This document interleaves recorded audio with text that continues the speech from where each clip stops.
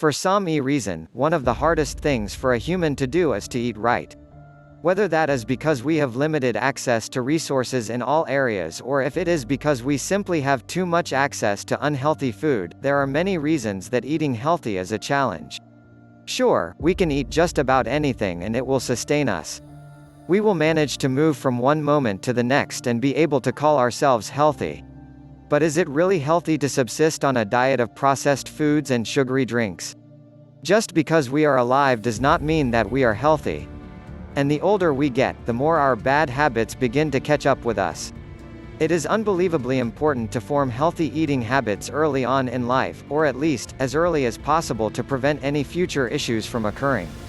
You do not want to wake up one day and realize that you have had a nutrient deficiency for years and it is causing complications that are almost impossible to rectify. All of us need to take more responsibility for what we put into our bodies, because if we don't, it can become extremely dangerous. Of course, when we are older and we are able to look back on our mistakes, hindsight is 20/20. We realize that there were things that we could have done and probably should have done that we simply didn't do because we were either unconscious of the ill effects, or simply lazy. Just having the simple knowledge does not necessarily make the needs to do something health conscious a reality. For the most part, it takes us truly being exposed to the suffering that can occur because of bad health choices before we are actually more conscious of the way we treat our bodies and our health in general. When we aren't able to see the reality of the consequences to our actions, it can make them feel very far away and difficult to relate to.